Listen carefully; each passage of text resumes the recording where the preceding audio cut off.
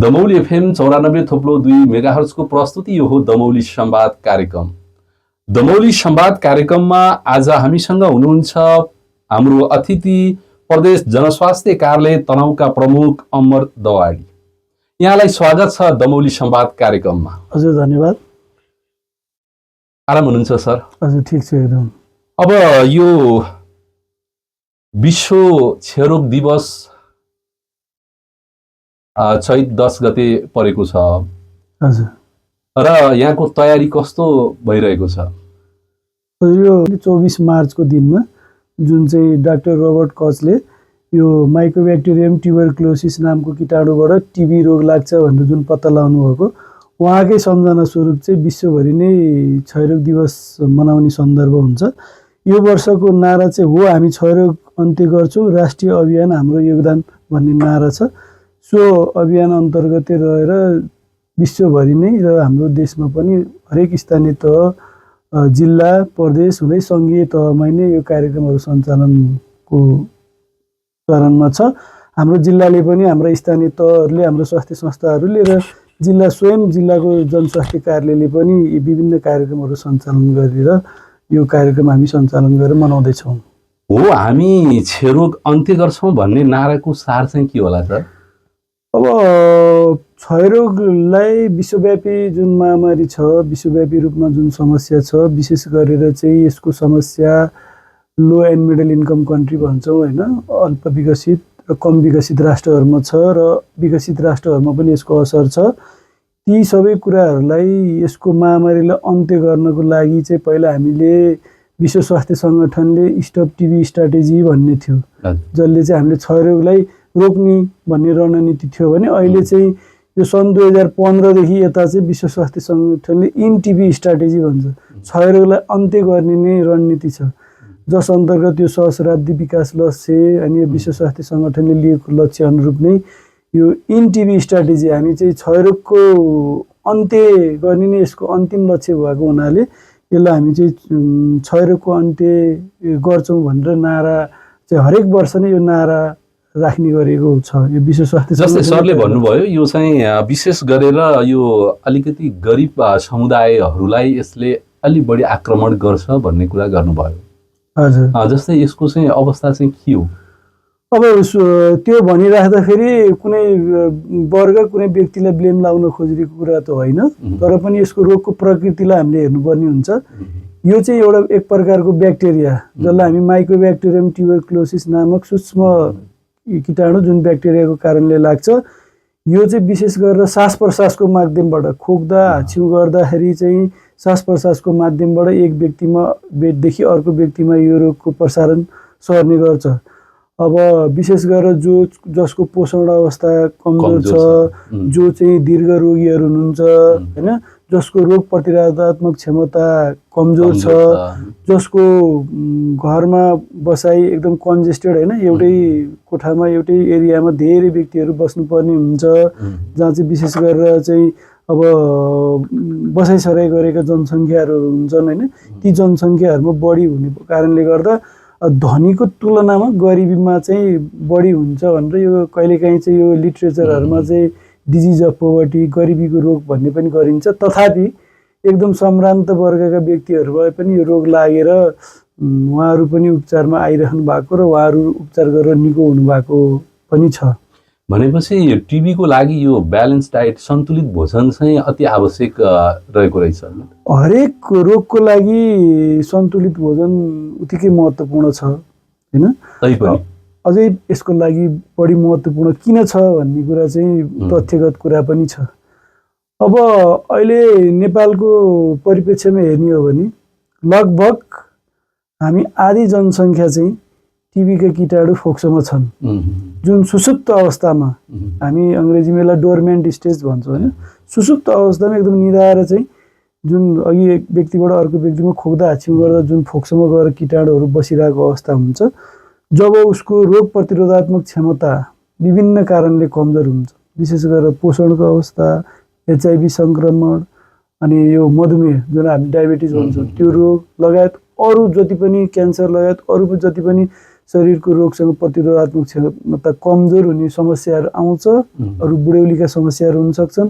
त्यो बेलामा चाहिँ उसलाई चाहिँ त्यो ब्याक्टेरियाहरू आफ्नो सङ्ख्यामा वृद्धि गर्ने र त्यहाँभित्र हाम्रो जुन इम्युन सिस्टम छ, प्रतिरक्षा प्रणाली, त्यसलाई भत्काइदिएर अनि रोग देखा पर्ने भएको हुनाले यो पनि सम्बन्धित छ। यो सुसुप्त अवस्थामा भएको अवस्थामा एक व्यक्तिबाट अर्को व्यक्तिमा सर्ने अवस्था कस्तो रहन्छ? सुसुप्त अवस्थामा एकदम सान्दर्भिक प्रश्न गर्नुभयो। सुसुप्त अवस्थाले चाहिँ एक व्यक्तिबाट अर्को व्यक्तिमा रोग चाहिँ सार्दैन, तर उसको जीवन समयभरिमा सामान्य व्यक्ति हैन, उसमा अरू कुनै पनि किसिमको मधुमेह छैन, एचआइभी संक्रमण छैन भने उसको जीवन पर्यन्त टिबी लाग्ने चान्स फेरि 10% मात्रै छ।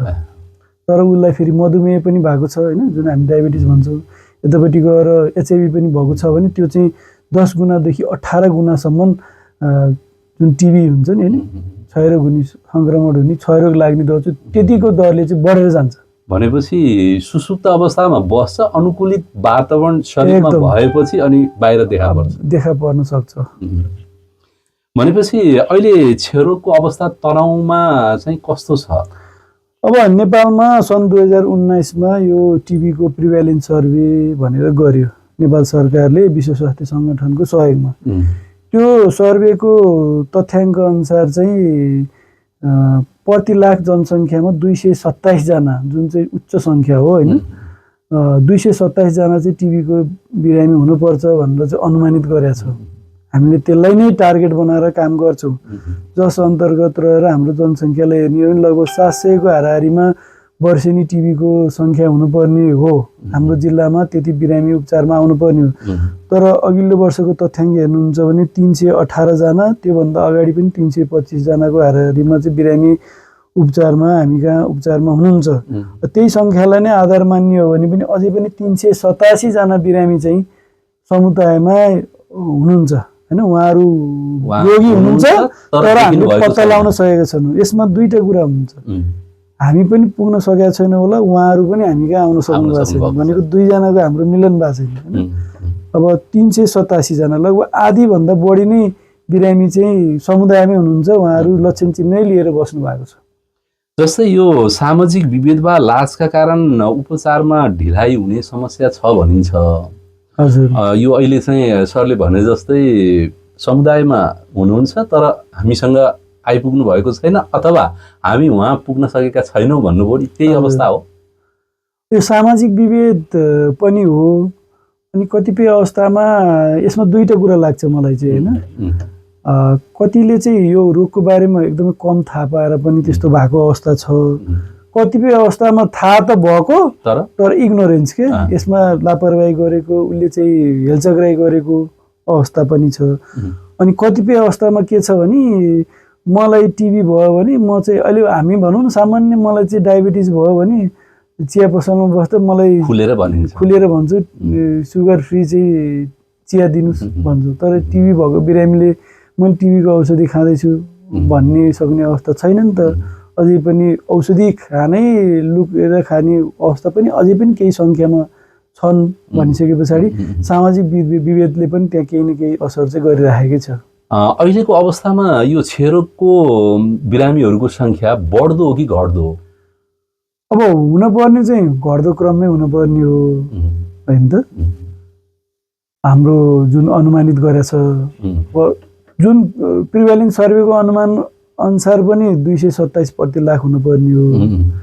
हामी चाहिँ त्यही सङ्ख्याका हाराहारीमा, त्यही 318, 320, 325 का हाराहारीमा यो 3-4 वर्षको तथ्याङ्क हेर्ने हो भने त्यही सङ्ख्याकै आधारमा हाम्रो पत्ता लाग्ने दर चाहिँ त्यही आधारमै देखिन्छ।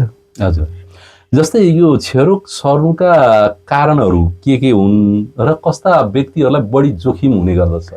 अब क्षयरोग चाहिँ यो कीटाणुबाट माइक्रोब्याक्टेरियम ट्युबरकुलोसिसले गर्दा लाग्छ। यो विशेष गरेर फोक्सोमा हैन, 100 जनालाई टिबी भयो भने 80 जनालाई चाहिँ फोक्सोमा लाग्छ, 20 जनालाई चाहिँ फोक्सोभन्दा बाहेक अरू अङ्गमा लाग्छ। नङ र कपालको रौँ बाहेक शरीरको जुनसुकै अङ्गमा पनि यो रोग लाग्न सक्छ भनेर वैज्ञानिकहरू भन्नुहुन्छ हैन। अब विशेष गरेर फोक्सोभन्दा बाहिरको टिबी चाहिँ त्यति धेरै अवस्थामा हुँदैन। अहिले हामी फोक्सोकै टिबी चाहिँ जनस्वास्थ्यको समस्याको रूपमा, पब्लिकको समस्याको रूपमा छ। अब फोक्सोको टिबी चाहिँ अब खोक्दा हाछिउ गर्दा श्वास प्रश्वासको माध्यमबाट एक व्यक्तिबाट अर्को व्यक्तिमा आउँछ। र अब एउटा टिबीको बिरामी जसले उपचार गरेको छैन भने एक वर्षमा कम्तीमा पनि 10 देखि 15 जनामा, र सहरी क्षेत्र छ भने त 20 देखि 25 जनासम्म पनि रोग सार्न सक्ने जोखिम छ। अब यसको जोखिम समूहको कुरा गर्नुभयो सरले। जोखिम समूह भनेको विशेष गरेर चाहिँ सहरी क्षेत्रका सुकुम्बासी बस्तीहरू अत्यन्त जोखिममा हुनुहुन्छ। उहाँहरूको बसाइ, खानपिन, होइन, पोषण अवस्थादेखि लिएर हरेक कुरामा छ भने, त्यस्तै गरी वृद्धावस्थाका व्यक्तिहरू जुन रोग प्रतिरोधात्मक क्षमता कमजोर भएको हुन्छ ती व्यक्तिहरू छन्। त्यस्तै गरी एचआइभी सङ्क्रमित व्यक्तिहरू, उहाँहरूमा त सिधै रोग प्रतिरोधात्मक क्षमता कमजोर हुन्छ। 18 गुणासम्म सामान्य व्यक्ति अरू व्यक्तिभन्दा एचआइभी सङ्क्रमित भएको व्यक्तिमा 18 गुणासम्म टिबी हुन सक्ने सम्भावना बढी छ, होइन। त्यस्तै गरी चाहिँ अब अरू क्यान्सर लगायत अरू चाहिँ रोग प्रतिरोधात्मक क्षमता कमजोर भएको व्यक्तिहरूमा चाहिँ यस्तो जोखिम समूहहरूमा पर्छ। यसमा धुम्रपानको र मद्यपानको चाहिँ असर कस्तो हुन्छ? विशेष गरेर फोक्सोमा हुने जुनसुकै सङ्क्रमण, होइन, निमोनिया, होइन, जस्तो टिबी, जुनसुकै सङ्क्रमणमा पनि यो वायु प्रदूषण र त्यसपछि यो धुम्रपान दुवैको चाहिँ उच्च भूमिका हुन्छ। टिबीमा पनि यसको उच्च भूमिका नै हुन्छ। अब धुम्रपानकै कारणले गर्दा टिबी लाग्ने चाहिँ होइन, टिबी त कीटाणु नै लाग्ने हो, तर चाहिँ जसले धुम्रपान गर्नुहुन्छ उहाँको जोखिम बढी हुन्छ। अब यो धुम्रपानसँगै चाहिँ मद्यपानको अवस्थाले चाहिँ कस्तो प्रभाव? अब मद्यपानको चाहिँ प्रत्यक्ष यसमा पोषणसँगै गएर जोडिन्छ बढी चाहिँ। धुम्रपानले चाहिँ फोक्सोमै गएर सिधै असर गर्ने भावनाले धुम्रपानको जोखिम उच्च रह्यो। मद्यपानको जोखिम चाहिँ कस्तो हो भने मद्यपान गर्ने व्यक्तिहरू उनीहरूले पौष्टिक तत्त्वहरू, होइन, सन्तुलित भोजनको आहारको कुरा गर्नुभयो सरले सुरुमै। सन्तुलित आहारमा बढी ख्याल नगर्ने, खानपिनको समयमा नहुने, जसले चाहिँ शरीरलाई चाहिने जुन पौष्टिक तत्त्वहरू नपुगिसकेपछि उसको रोगसँग प्रतिरक्षा शक्ति बढी कमजोर हुँदै जाने, यी कारणले गर्दाखेरि चाहिँ मद्यपानले पनि उत्तिकै असर गर्ने गर्छ। जस्तै क्षयरोगका प्रारम्भिक लक्षणहरू के हुन्? हजुर। र प्रारम्भिक लक्षणहरू देखिएपछि कति समयमा जटिल लक्षणहरू देखिन्छ? एकदम सर। अब क्षयरोगमा अब फोक्सो र फोक्सोभन्दा बाहेकको कुरा भयो, होइन, अङ्ग अनुसार पनि यसका लक्षणहरू देखिन सक्छन्। अहिले हामी विशेष गरेर फोक्सोकै कुरा गर्छौँ। फोक्सोमा लाग्ने क्षयरोगको मुख्य लक्षण भनेको खोकी लाग्ने, होइन। खोकी पनि अहिले हामीले के भन्छौँ भने 2 हप्ता वा सोभन्दा बढी समयदेखि लगातार रूपमा खोकी लागिरहेको छ। साँझपख हल्का ज्वरो आउने, एकदम हल्का मन्द ज्वरो आउँछ, खान मन नलाग्ने हुन्छ, दुब्लाउँदै जाने हुन्छ, अनि साँझपख शरीरमा पसिना पनि आइरहेको हुन्छ, होइन। खोक्दा एकदम छाती भारी हुने, दुख्ने, र एकदम अलिक पछिल्लो समयमा आइसके पछाडि खोक्दाखेरि खकारमा रगत देखा पर्ने अवस्था पनि हुन्छ। अब खकारमा रगत देखा पर्ने अवस्था भनेको चाहिँ यो अलि पछिको अवस्था हो। सामान्य सुरुको अवस्थामा चाहिँ अहिले के पनि भन्ने गर्छौँ भने हामीले ख्वाक्क खोकी कतै क्षयरोग पो हो कि, होइन। हामीले त्यो हिसाबले हामीले स्क्रिनिङ बढाउनलाई, धेरैभन्दा धेरैलाई चाहिँ परीक्षणको दायरामा गराउनलाई, जुनसुकै खोकी होस् हजुरले एकचोटि क्षयरोगको हामी जुन क्लिनिसियन हुनुहुन्छ, स्वास्थ्यकर्मी हुनुहुन्छ, उहाँहरूले पनि त्यही गर्नुहुन्छ। र स्वयं नागरिक हामी आफै स्वयंले पनि, व्यक्तिले पनि खोकी लाग्यो भने मलाई कतै टिबी त छैन भनेर शङ्का गरेर जाँचियो भने त्यहाँबाट चाहिँ ढुक्क भइयो भने राम्रो हुन्छ। अब यो तनाउमा क्षयरोगको उपचार कति सहज रूपबाट हुन्छ? अब अहिले हिजोको दिन र आजको दिनको तुलना गर्ने हो भने हामी अहिले प्रत्येक वडामा कम्तीमा एउटा स्वास्थ्य संस्था छन्, त्योभन्दा धेरै छन्। हाम्रो तनहुँ जिल्लामा 85वटा वडा हुन्, स्वास्थ्य संस्था हाम्रो 100 भन्दा बढी छन्, होइन। त्यो हिसाबले पनि स्वास्थ्य संस्थाको पहुँच राम्रै देखिन्छ, होइन। अब 13वटा ठाउँमा हाम्रो ल्याब छन्, स्थानीय तहका, होइन, प्रदेशको सङ्घीय ल्याब गरेर। त्यो ल्याबबाट सामान्य खकार परीक्षणको विधिहरू सबै कुराहरू गर्नुहुन्छ। त्यो बाहेक पनि दीर्घ खालको जीर्ण खालको क्षयरोग हो कि होइन भनेर पत्ता लगाउनलाई पनि, र थोरै मात्र ब्याक्टेरिया भएको पनि पत्ता लगाउनलाई हामी जुन जिन एक्सपर्ट विधि भन्छौँ, त्यो जिन एक्सपर्ट विधि पनि हाम्रो प्रदेश अस्पताल दमौली र जिपी कोइराला राष्ट्रिय श्वास प्रश्वास उपचार केन्द्र 2 ठाउँमा त्यो विधि पनि छ। त्यहाँ चाहिँ हाम्रो स्वास्थ्यकर्मीहरूले रेफर गर्नुहुन्छ, होइन। जुन पहिला 13वटा ल्याबबाट जाँचिसकेपछि त्योबाट पनि केही अझै शङ्का रह्यो, लक्षण चिन्ह देखिरह्यो भने त्यो ल्याबसँग पनि नजाउनुहुन्छ त्यो विधि छ होइन। अब सबै स्वास्थ्य संस्थाबाट औषधि खाने व्यवस्था छ होइन, उहाँले त्यहाँ औषधि लानुहुन्छ, त्यहाँ खाने व्यवस्था गर्छौँ। यति हुँदाहुँदै पनि कोही बिरामी घरमै भइरहेको अवस्था, बिरामीलाई साह्रै अप्ठ्यारो परेको छ र एकदम दुर्गमको भेगमा हुनुहुन्छ, जुन स्वास्थ्य संस्थादेखि अझै पनि टाढा छ भने त्यहाँ पनि हाम्रो महिला स्वास्थ्य स्वयंसेविका वा कुनै भोलिन्टियर उहाँहरूलाई तालिम दिएर अरू विधिबाट पनि औषधि खुवाउन सकिने प्रावधान हामीले गरेका छौँ होइन। यति भयो हुनाले कम्तीमा हाम्रो तरिकाले भन्दाखेरि फिजिकल एसेसिबिलिटीको हिसाबले चाहिँ भौतिक रूपमा हेर्ने हो चाहिँ एसेसिबलै देखिन्छ, तर यो पहुँच भनेको भौतिकले मात्रै नहुँदो रहेछ होइन, उसको अरू चिजको पहुँचले पनि निर्भर हुने भएको हुनाले कतिपय अवस्थामा के छ भने अस्पताल वा स्वास्थ्य संस्थाकै छेउकै मान्छे चाहिँ सबैभन्दा ढिलो उपचार गर्न गइरहेको हुन्छ नि। पहुँच भने धेरै कुरा जोडिनु भएको हुनाले ती अरू चिजले पनि असर गरिरहेको हुन्छ जस्तो लाग्छ। जस्तै यो क्षयरोग नियन्त्रणका मुख्य चुनौतीहरू के हुन्? अब क्षयरोगको रोकथामबाटै सुरु गरौँ होइन। क्षयरोग रोकथाम गर्नको लागि नेपाल सरकारले अहिले 2-3टा कुराहरू गरिरहेछ होइन। एउटा भनेको यो जन्मिने बित्तिकै बालबालिकालाई BCG खोप लाउने, हामी जुन पूर्ण खोप अभियान गर्छौँ त्यसमा BCG खोप लाग्छ। त्यसले विशेष गरेर यो बच्चाहरूमा हुने एकदम जटिल खालका क्षयरोगलाई लगभग धेरै नै कम गरेको छ। अहिले त्यस्तो केसहरू इतिहासमा हेर्ने कहिलेकाहीँ कुनै विशेष अवसरले डाक्टरहरूले हेर्न पाउनुहुन्छ त्यो होइन। टिबी मेनिन्जाइटिस मिलियरी टिबी भन्छ हामीले, त्यो एकदमै कम हेर्न पाइन्छ। त्यो एउटा उपाय भयो।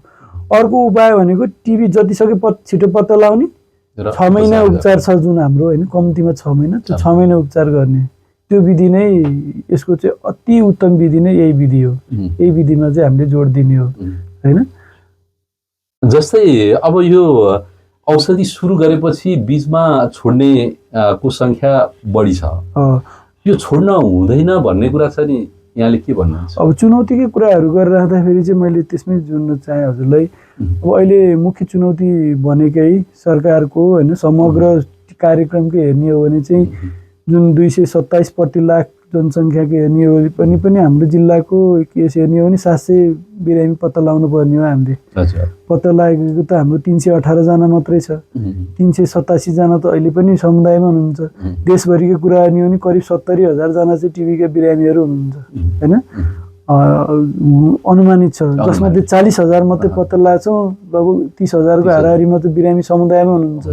यही एउटा चुनौतीको रूपमा छ होइन। अझै पनि त्यो बाहेक चाहिँ नेपालमा अहिले पनि 18,000 जना मान्छे चाहिँ टिबीकै रोगका कारणले गर्दा मृत्यु हुन्छ। हाम्रो जिल्लामा पनि अघिल्लो वर्ष 13 जना चाहिँ टिबी रोगको कारणले गर्दा मृत्यु भएको छ। यो अर्को मृत्यु हुनु पनि एउटा आफैमा अर्को चुनौतीपूर्ण समस्या छ। त्यो बाहेक चाहिँ अब बिस्तारै क्षयरोग लाग्ने दर चाहिँ होइन 55 वर्षभन्दा माथिको उमेर समूहमा बढिरहेछ भनेपछि ती उमेर समूहमा दीर्घ रोग हुने होइन, बुढौलीको कारणले गर्दा अरू रोग प्रतिरोधात्मक क्षमता पनि कमजोर हुँदै जाने कारणले गर्दा अब मृत्युदर त्यसमा अझै थपिने सक्ने र सङ्क्रमण दर पनि अझै बढ्न सक्ने सम्भावना छ। त्यो पनि एउटा चुनौती छ। त्यस्तै गरेर चाहिँ यो बसाइसराई होइन, आंशिक रूपमा बसाइसराई गर्ने, बसाइसराई गरेर आउने कामदारहरू, त्यो पनि एउटा हाम्रो प्रोग्रामको फोकस एरिया समस्या छ। अनि कहिलेकाहीँ क्षयरोग र टिबी र एचआइभीको सहसङ्क्रमण होइन, त्यसलाई हामीले सँगै पत्ता लगाएर औषधि उपचारमा टाइममा ल्याउन नसक्दा त्यो पनि एउटा समस्याको रूपमा आउन सक्ने हुन्छ। यस्तै चुनौतीहरू चाहिँ हामी कहाँ जनस्वास्थ्य कार्यालय तनहुँले हजुर यो तनहुँ जिल्लामा क्षयरोगलाई न्यूनीकरण गर्न के कस्ता कार्यक्रमहरू सञ्चालन गरेको छ? अब समग्र जनस्वास्थ्य प्रणालीको हिसाबले हामी सङ्घ, प्रदेश र स्थानीय तह होइन तिनै तहले मिलेर क्षयरोगको यो नियन्त्रण निवारणको क्षेत्रमा हामी काम गरिरहेका छौँ होइन। प्रदेशको हिसाबले हेर्ने हो भने हामी प्रदेश जनस्वास्थ्य कार्यालय र प्रदेश अस्पताल चाहिँ प्रत्यक्ष रूपमा क्षयरोग कार्यक्रमसँग संलग्न छौँ। प्रदेश अस्पतालले क्षयरोग निदानमा उच्च भूमिका छ। उहाँहरूले चाहिँ यो माइक्रोस्कोपी विधि र जिन एक्सपर्ट जुन PCR मेथडबाट होइन रोग प्रतिरोधात्मक क्षमता होइन, ड्रग रेसिस्टेन्ट टिबी हो कि हेर्न भन्ने पनि पत्ता लगाउनुहुन्छ। मुख्य भूमिकामा उहाँहरू हुनुहुन्छ। त्यो बाहेक अरू 12वटा ल्याब स्थानीय तहमा छन् होइन, एउटा सङ्घीय अस्पतालमा छ। ती ल्याबमा उहाँहरू निदानमा भूमिका हुनुहुन्छ। हामीले चाहिँ प्रदेश जनस्वास्थ्य कार्यालयको तर्फबाट ती ल्याबहरूमा चाहिने सब जति पनि आवश्यक तालिमदेखि लिएर आवश्यक औजार उपकरणहरू, त्यसपछि केमिकलहरूको व्यवस्था, त्यहाँ भएको क्वालिटीको मोनिटरिङ होइन, त्यसपछि हरेक बिरामी, हामी 318 जना बिरामी हुन्छ भने हरेक बिरामी के भयो, उसले समयमा औषधि खाएन, औषधि नखायो भने के कारणले खाएन, बिरामीको उपचार के भयो भनेर हरेक बिरामीको चाहिँ इन्डिभिजुअल हरेक बिरामीको हामी चाहिँ मोनिटरिङ गर्ने काम चाहिँ स्थानीय तहको स्वास्थ्य शाखा र हामीले दुइटै मिलेर हामी त्यसमा चाहिँ काम गर्छौँ। त्यो बाहेक चाहिँ हाम्रो अहिले 3वटा पालिकामा चाहिँ क्षयरोग मुक्त स्थानीय तह अभियान सञ्चालन छ। ब्यास, म्याग्दी र भानु नगरपालिकामा सञ्चालन छ। त्यसमा पनि हामीले सपोर्ट गर्छौँ। उहाँहरू स्थानीय तह होइन, ब्यास नगरपालिकाले त त्यो बाहेक पनि स्थानीय तहले आफ्नो स्रोत पनि छुट्याएको छ, अरू पालिकाहरूले पनि छुट्याउनु भएको छ, त्यो छ। अहिले हामी क्षयरोग निदानमा क्षयरोग माइक्रोस्कोपिक, जिन एक्सपर्ट, त्यो बाहेक चाहिँ यो अहिले एआई विधिको एक्सरे होइन, जुन हामी पोर्टेबल एक्सरे गर्छौँ, त्यो विधिबाट गर्छौँ। विशेष गरेर दुर्गमको क्षेत्रमा त्यो विधिबाट एक्सरेको हामी प्लान गर्छौँ। त्यसमा चाहिँ प्रदेशको हामी जनस्वास्थ्य कार्यालयले प्रदेशको रोग नियन्त्रण केन्द्रसँग प्रत्यक्ष समन्वयमा स्थानीय तहसँग समन्वय गरेर कुन क्याम्प कहाँ गर्ने, कसो गर्ने, त्यो पनि समन्वय गरेर हुन्छौँ। त्यस्तै अहिले हामीसँग चाहिँ एउटा जन्त्र भन्ने संस्था छ होइन, स्थानीय यो नेसनल एनजिओ हो, त्यसले पनि हाम्रो पालिकाहरूमा सबै पालिकामा चाहिँ भोलिन्टियरहरू राखेर त्यही हाम्रो लोकल स्वयंसेविका र स्वास्थ्य कर्मीको समन्वयमा त्यो सम्पर्क परीक्षण गर्ने काम पनि गरिरहेछन्। त्यो काममा भूमिका छ भने विशेष गरेर अनि बच्चाहरू जुन घरमा क्षयरोगका बिरामीहरू हुनुहुन्छ त्यो घरको बिरामीहरूको बच्चामा फेरि स्क्रिनिङ गर्छ हामीले होइन। स्क्रिनिङ गरिसके पछाडि एक्टिभ टिबी छ भने औषधि खानुहुन्छ, यदि एक्टिभ टिबी छैन भने उहाँहरूलाई चाहिँ प्रोफाइल्याक्सिसको रूपमा टिबीको औषधि हामीले 3 महिनासम्म प्रोफाइल्याक्सिसको रूपमा रोकथामको रूपमा हामीले त्यो पनि खुवाउँछौँ। यी समग्र क्रियाकलापमा चाहिँ प्रदेश जनस्वास्थ्य कार्यालयले कतिपय रूपमा प्रत्यक्ष, कतिपय रूपमा चाहिँ समन्वयकारी भूमिकामा छ। जस्तै यो 10वटा तनहुँका 10वटा पालिका मध्ये सबैभन्दा बढी बिरामीहरू देखिएको पालिका चाहिँ कुन हो? अब पक्कै पनि जहाँ जनघनत्व धेरै छ त्यहाँ टिबीको बिरामीको सङ्ख्या उच्च नै रहन्छ। त्यो हिसाबले हेर्ने हो भने ब्यास नगरपालिकामै छ। अब अहिले कमको हिसाबले हो भने चाहिँ भिमाद नगरपालिका छ। अब अघिल्लो वर्ष जस्तो हामीले 227 प्रति लाख जनसङ्ख्याको हेर्ने हो भने हाम्रो घिरिङ र रिसिङमा हामीले त्यो क्याम्प गरेका थियौँ, एआई विधिको एक्सरे क्याम्प। त्यहाँ चाहिँ उल्लेखनीय मात्रामा चाहिँ बिरामी रोग पत्ता लागेको कारणले गर्दा उहाँमा चाहिँ बिरामी सङ्ख्या त्यहाँ पनि सङ्ख्यात्मक भन्दा नि प्रति लाख जनसङ्ख्याको हेर्ने हो भने हाम्रो टार्गेट मिट भएको 2टा पालिकाहरू हुन्छ। भनेपछि अब यो जनचेतना हजुर मुख्य चाहिँ यसलाई रोकथाम गर्नको निम्ति त जनचेतना नै हो। हजुर यो जनचेतना समुदायसम्म पुर्याउनको निम्ति यहाँहरूको प्रयास कस्तो छ? एकदम सर, अब हामीले जनचेतनाको लागि पक्कै पनि राष्ट्रिय सञ्चार माध्यमहरूबाट होइन, अनलाइन पत्र पत्रिका मिडियाबाट टिभीको बारेमा व्यापक नै आइरहेको हुन्छ। हामीले स्थानीय स्तरमा पनि टिभीको बारेमा स्वयंसेविका लगायत अरूले छलफल नगर्ने कमै ठाउँ होला होइन। टिभीको बारेमा थाहा, सामान्य लक्षण चिन्ह थाहा नपाउने मान्छे पनि कमै होला होइन। अब त्यो त अध्ययन गरेर हेर्नु पर्ला कति छ भनेर त, तर कमै होला जस्तो लाग्छ।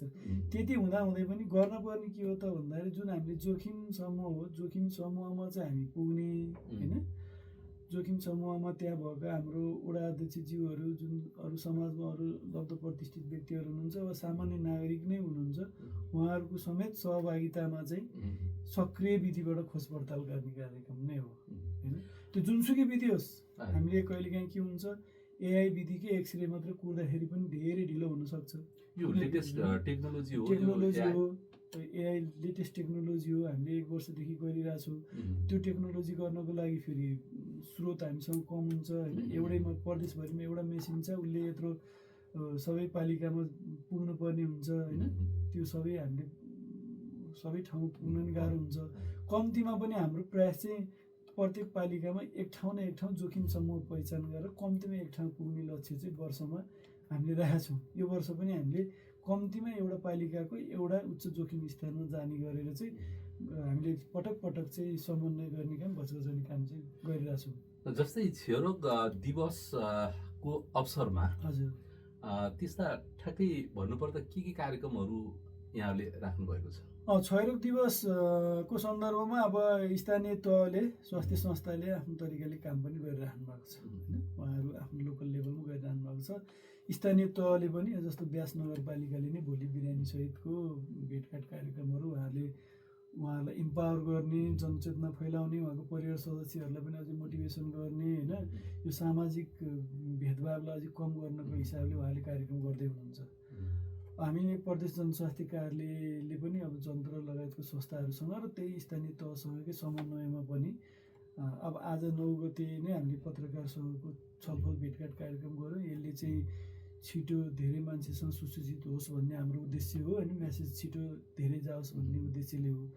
त्यो बाहेक पनि यता हामीले देवघाट गाउँपालिकामा होइन छिपछिपेमा चाहिँ हामीले यो कार्यक्रम सञ्चालन दगरा भन्ने ठाउँमा भोलि यो 24 मार्च 10 गते चाहिँ त्यहाँ समुदाय स्तरमा यो टिबीको स्क्रिनिङ गर्ने होइन, जनचेतना पनि फैलाउने, कोही सम्भावित लक्षणहरू हुनुहुन्छ भने त्यो सम्भावित लक्षण भएकालाई स्क्रिनिङ गर्ने, त्यसलाई चाहिँ फेरि लिएर आएर परीक्षण गर्ने कार्यक्रम छ। यो चाहिँ एकदम उपयुक्त, फेरि उपयुक्त र सबैभन्दा राम्रो विधि हो।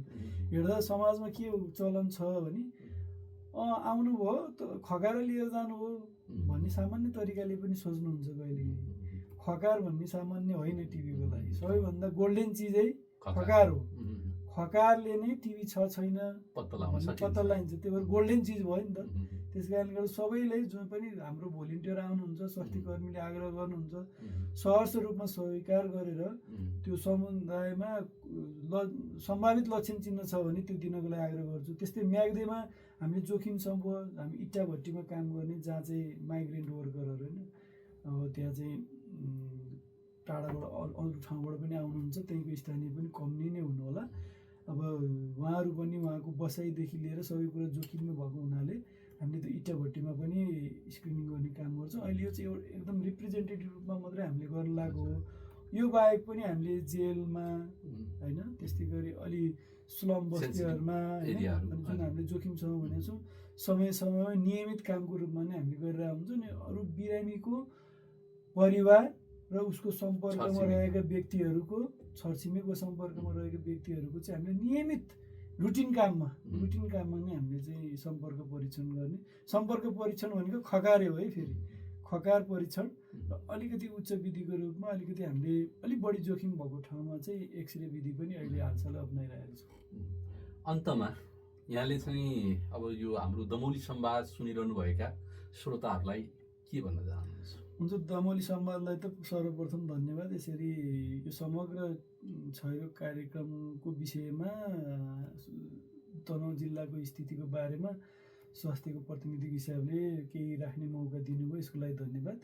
त्यो बाहेक पनि अब यो दिवसहरू भनेको जहिले पनि के हुन्छन् भने त्यहाँभित्र के भइरहेछन्, अब सरकारले के लक्ष्य ल्याछ, समुदायको भूमिका के रहन्छ, अब भावी कसरी जानुपर्छ भन्ने नै हो होइन, त्यही बारेमा सुसूचित गर्ने नै यसको चाहिँ उद्देश्य रहन्छ।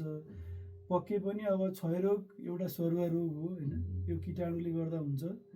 यो गरिबीको रोग भन्ने चलन छ, तर गरिबीको मात्रै होइन, धनी वा राजा महाराजादेखि लिएर एकदम सम्भ्रान्त वर्गदेखि सबै समुदायमा नै हुनसक्छ, किन यो सासबाट सर्छ।